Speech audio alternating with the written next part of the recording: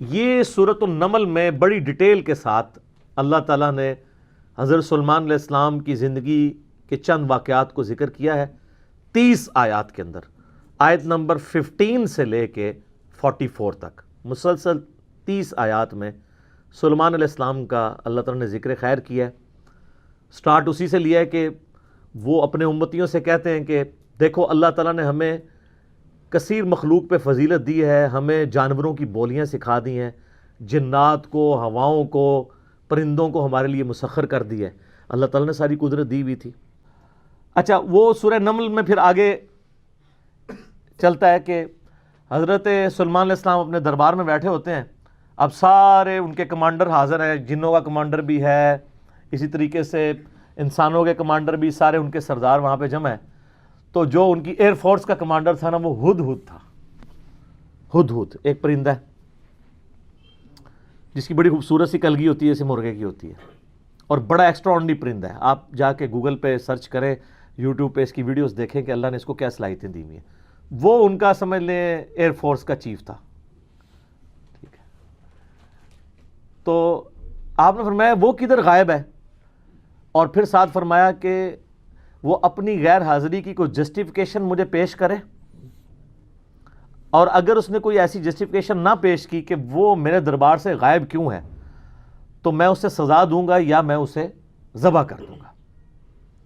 بس یہ آپ ورڈک بولتے ہیں تو تھوڑی دیر بعد ہدہد آ جاتا ہے اور وہ اپنی جسٹیفیکیشن پیش کرتا ہے۔ اب ظاہر ہے وہ میں نے بتایا کہ سورہ نمل میں ہی آتا ہے کہ اللہ تعالیٰ نے جانوروں کی بولیاں سکھا دی تھی ان کو۔ تو حضرت سلیمان علیہ السلام اس سے پوچھتے ہیں کہ بتاؤ، ہے سر پھر ہدہد دیکھیں کڈا پکا مواحد سی۔ وہ کہتا ہے کہ اے سلیمان علیہ السلام، میں آپ کے لیے ایک ایسی خبر لے کے آیا ہوں جو آپ کے علم میں بھی نہیں ہے۔ بابی نہیں تھا ہدہد، ہاں۔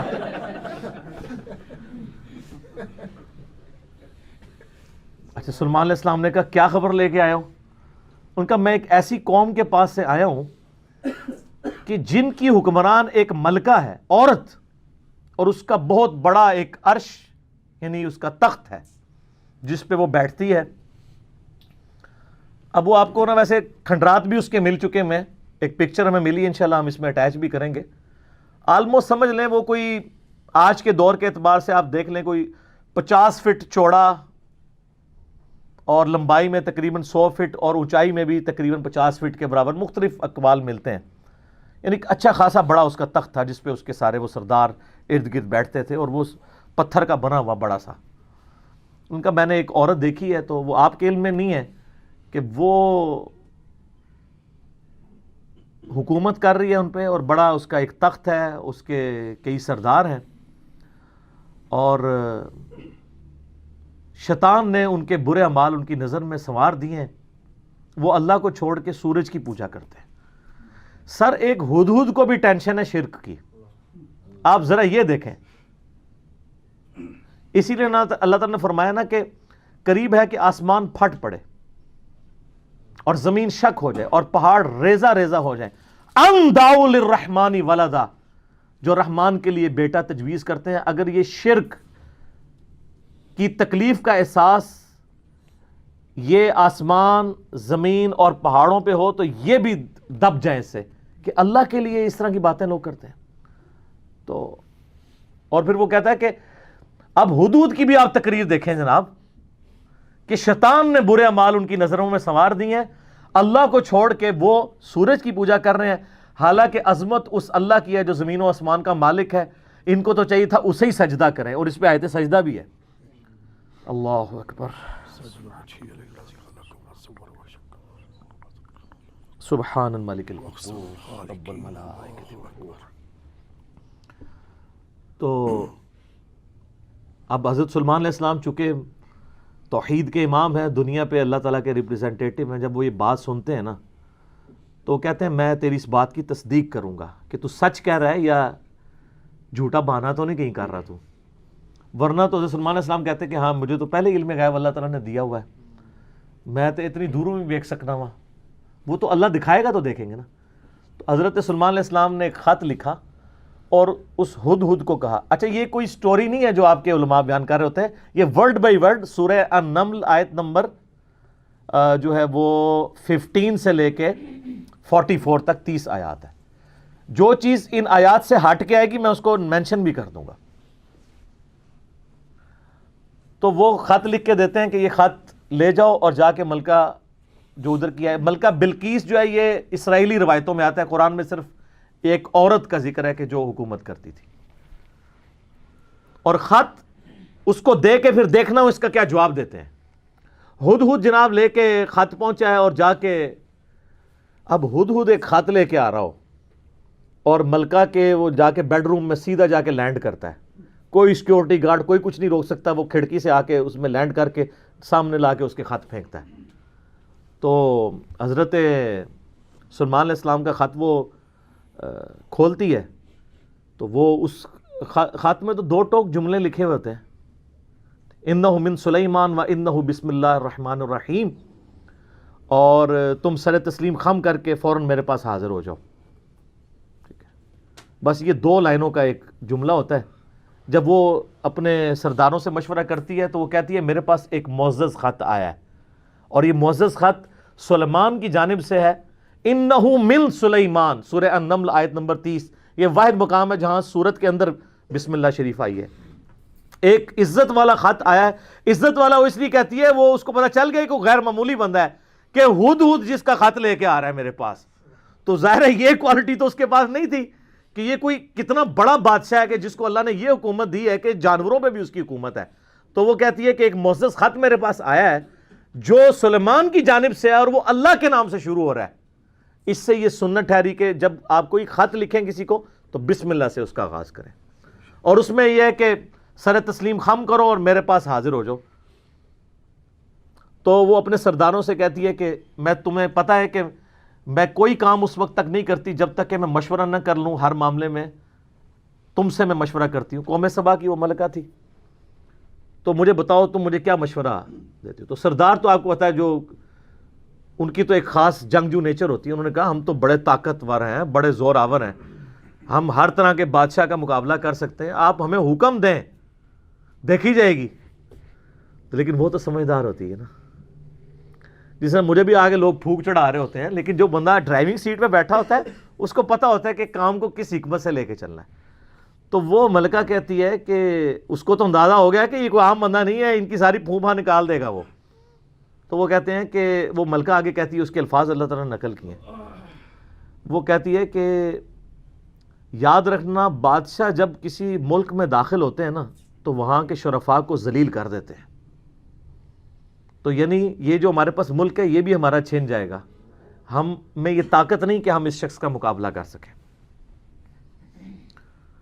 یہاں پہ بھی آپ دیکھ لیں انگریزوں نے یہی کیا ہے نا, جب انگریز یہاں حکومت میں ہے نا سب سے زیادہ ذلیل انہوں نے کیا ہے خاندان مغلیہ کو, اس لیے کہ وہ یہاں پہ رولرز تھے.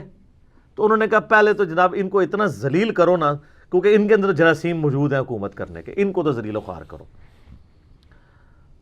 تو وہ ملکہ کی بات یونیورسل ٹروتھ اللہ نے نقل کیا کہ جب بادشاہ داخل ہوتے ہیں تو وہاں کے شرفاء پھر سب سے پہلے وہ ذلیل ہوتے ہیں. تو وہ کہتی ہے کہ اس میں جلدی نہیں ہمیں کرنی چاہیے, میں سلیمان کو نا کچھ گفٹ بھیجتی ہوں اور میں دیکھتی ہوں کہ اس کے رسپانس میں وہ کیا کرتا ہے, تو پتہ چل جائے گا کہ وہ واقعی ایک دنیا دار بادشاہ ہے یا اللہ کا ریپریزنٹیٹو ہے. یہ اس نے چیک پوائنٹ رکھا کہ اگر دنیاوی بادشاہ ہوا تو دنیاوی بادشاہ پرانے زمانوں میں دوسرے ملکوں پہ کیوں حملہ کرتے تھے تاکہ ان سے ان کی دولت ہتھیائیں. تو اگر ہم جزیہ دینے پہ آمادہ ہو جائیں اور سالانہ ہم ایک رقم مقرر کر لیں گے اتنا آپ کو ٹیکس یا جزیہ دیا کریں گے تو وہ ٹل جائے گا. تو وہ بڑے زیادہ تحائف دے کے نا ایلچی روانہ کرتی ہے سلیمان علیہ السلام کے پاس. ٹھیک ہے, اور وہاں پہ سلیمان علیہ السلام کے پاس جب وہ ایلچی پہنچتے ہیں تو سلیمان علیہ السلام تو اسٹریٹ فارورڈ ان کو جواب دیتے ہیں کہ مجھے جو کچھ اللہ نے دیا ہے تمہاری یہ دنیا کی حقیر دولت اس کے مقابلے میں کچھ نہیں ہے, مجھے تو اللہ نے کیا حکومت دی ہوئی ہے. ٹھیک ہے, تو بلکہ سورہ نمل میں اللہ تعالیٰ نے ان کی دعا بھی نقل کی ہے. سلیمان علیہ السلام کہتے ہیں اللہ مجھے ایسی حکومت دینا جو میرے بعد پھر کسی کو نہ ملے. اور انسانی تاریخ میں سلیمان علیہ السلام سے بڑا بادشاہ نہ ان سے پہلے کو گزرا ہے نہ بعد میں جس کو اس لیول کی اللہ تعالیٰ نے حکومت دی ہو. تو وہاں پہ جب ایلچی پہنچتے ہیں تو وہ ان کو اسٹریٹ فارورڈ جواب دیتے ہیں اور ان کو واپس کر دیتے ہیں کہ جاؤ اور اپنی ملکہ کو بتا دینا کہ اب ہم وہ لشکر لے کے آئیں گے جس کی تاب تمہارے لشکر نہیں رکھ سکتے، انتظار کرو ہمارا. تو وہاں سے چلے جاتے ہیں، وہ تو چلے جاتے ہیں، اور سلیمان علیہ السلام کو پتا ہوتا ہے کہ وہ مطیع ہو کے ہی آئے گی، کیونکہ وہ سمجھ گئے ہوتے ہیں کہ اس نے یہ جو ڈیسیژن کیا ہے وہ کیوں کیا ہے. اب یہ فاصلہ آلموسٹ 2000 کلومیٹر کا ہے. قوم سبا آباد تھی یمن میں، اور حضرت سلیمان علیہ السلام یروشلم میں بیٹھے ہوئے تھے، بیت المقدس ایلیا شام کے اندر. آلموسٹ 2000 کلومیٹر کا یہ فاصلہ ہے. تو آپ سمجھ لیں یہ فاصلہ طے کرنے کے لیے بھی 40 سے 50 دن پیدل چاہیے. تو سلیمان علیہ السلام جب ان کو واپس کرتے ہیں، وہاں پہ جب واپس خط پہنچتا ہے تو ظاہر ہے ملکہ تو پہلے ہی اس کو سمجھ آ گئی ہوتی ہے کہ کوئی عام بندہ نہیں ہے. تو ملکہ یہ ڈیسائیڈ کرتی ہے کہ میں خود سلیمان کے پاس جاؤں گی، کیونکہ اس خط میں پہلے میں کیا لکھا تھا کہ مطیع ہو کے میرے پاس حاضر ہو. سر یہ بادشاہ کا آپ لیول دیکھیں کہ دوسرا بادشاہ جنگ بھی نہیں کرنی پڑ رہی، سیدھا وہ خود حاضر ہو رہا ہے. خیر اس بات کو کچھ عرصہ گزر جاتا ہے. جب اس کا لشکر آنے کے 3-4 دن یا کچھ دن باقی رہ جاتے ہیں نا، تو سلیمان علیہ السلام اپنی مجلس میں بیٹھے ہوتے ہیں. تو سلیمان علیہ السلام اپنے درباریوں سے کہتے ہیں کہ وہ جو بلقیس ہے وہ مطیع ہو کے میرے پاس آنے والی ہے. ان کو پتہ ہے، فیڈ بیک مل جاتی ہے، اللہ تعالیٰ نے وحی کے ذریعے آگاہ کر دیا. تو پھر وہ ایک گفتگو کرتے ہیں وہاں پہ، جہاں پہ وہ تخت بلقیس کا ذکر ہے. اور آصف بن برقیہ کا نام قرآن میں نہیں ہے، یہ اسرائیلی روایتوں میں. وہ سورۃ النمل کی آیت نمبر ہے 30. اعوذ باللہ من الشیطان الرجیم، بسم اللہ الرحمن الرحیم. بلکہ آیت نمبر 30 میں تو وہ یہ آگی 38 نمبر سے آن ورڈ. 30 تو پہلے گزر چکی نا، انہ من سلیمان و انہ بسم اللہ الرحمن الرحیم. یہ آیت نمبر ہے 38. قال یا ایھا الملأ ایکم یأتینی بعرشھا قبل ان یأتونی مسلمین. حضرت سلیمان علیہ السلام کہتے ہیں اے میرے سردارو، جو میرے ساتھ اٹیچ لوگ ہو، تم میں سے کون ہے کہ جو مجھے اس ملکہ کا تخت لا کر دے اس سے پہلے کہ وہ سر تسلیم خم کرتی ہوئی میرے پاس حاضر ہو جائے؟ کون ہے کہ جو ایسا کرے؟ قال عفریت من الجن. تو ایک بڑا دیو ہیکل جن کہتا ہے انا آتیک بہ قبل ان تقوم من مقامک، کہ میں آپ کی اس محفل برخاست ہونے سے پہلے 3-4 گھنٹے کی جو بھی آپ کی مجلس ہوتی ہے، مجلس ختم ہونے سے پہلے میں وہ تخت آپ کو یہاں پہ لا دوں گا. انبلیویبل چیز ہے. 2000 کلومیٹر سے اتنا بڑا تخت، پتھر کا وزنی، 3-4 گھنٹے کیا، وہ تو آج بھی آپ اگر جہاز میں بھی لائیں تو 3-4 گھنٹے میں نہیں پہنچ سکتا. اس کو تو لفٹ کرنے میں پرابلم ہو جائے گی. وَإِنِّي عَلَيْهِ لَقَوِيٌّ أَمِينٌ، اور میں اس کے اوپر امانت دار بھی ہوں، میں پوری رسپانسبلٹی سے یہ کام کروں گا، اور میں طاقت بھی مجھے اللہ نے دی ہے. جنات کو اللہ نے بہت طاقت دی ہوئی ہے. تو حضرت سلیمان علیہ السلام یعنی ایگری نہیں کرتے اس مسئلے میں. تو پھر ایک اور شخص، قال الذی عندہ علم من الکتاب، وہاں ایک شخص بیٹھا ہوتا ہے جس کے پاس کتاب میں سے علم ہوتا ہے.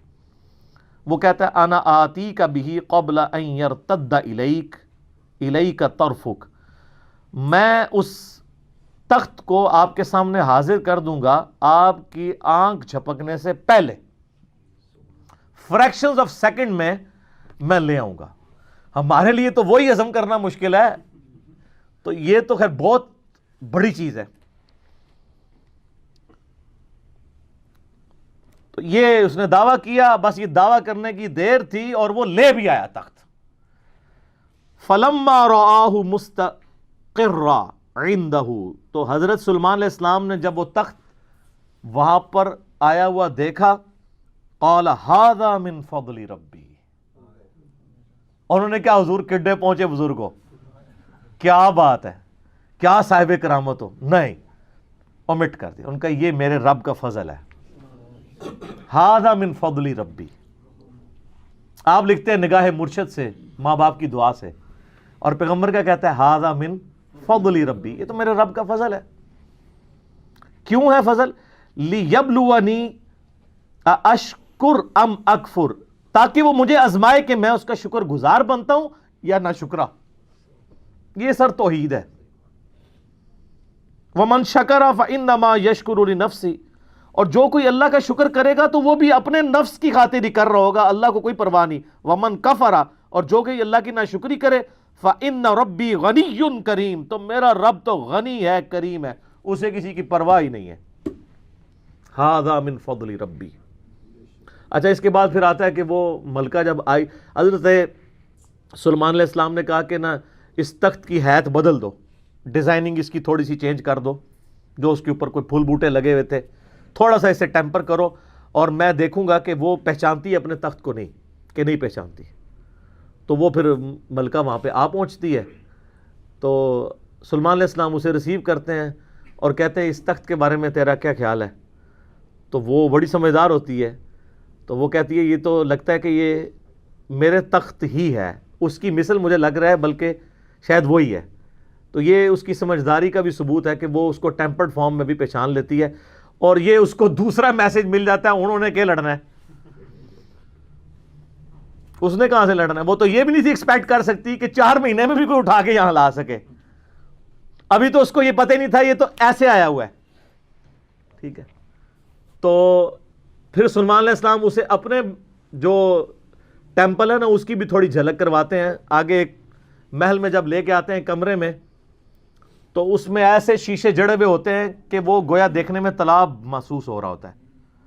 تو جب اس پہ پاؤں رکھنے لگتی ہے وہ سمجھتی شاید پانی والا تالاب ہے، تو وہ اپنے جو تہمد ہے یا جو بھی اس نے کپڑے پہنے ہوتے ہیں وہ تھوڑی سی اٹھا لیتی ہے، اس کی پنڈلیاں بھی ننگی ہو جاتی ہیں، وہ سمجھتی ہے پانی ہے، تو وہ پانی نہیں ہوتا، تو وہ امپریس ہوتی ہے، اور پھر وہ وہاں پہ کہتی ہے کہ میں سلیمان کے ساتھ اپنے رب کے سامنے سر تسلیم خم کرتی ہوں، جو میں شرک کرتی رہی میں اللہ کی طرف رجوع لاتی ہوں، اور وہ اسلام قبول کرتی ہے۔ باقی اسرائیلی روایتوں میں پھر ملتا ہے کہ سلیمان علیہ السلام کا نکاح اس کے ساتھ ہوتا ہے۔ قرآن نے اس چیز کو ایڈریس نہیں کیا، قرآن تو بس کنکلوڈ اس پہ کرتا ہے کہ وہ مسلمان ہو جاتی ہے، نہ وہ بریلوی ہوتی ہے، نہ دیوبندی ہوتی ہے، نہ اہل حدیث ہوتی ہے، نہ شیعہ ہوتی ہے، بلکہ مسلمان ہو جاتی ہے۔ اور آپ یہ الفاظ دیکھیں جناب، مسلمان مسلمان ہی ہے ہر طرف۔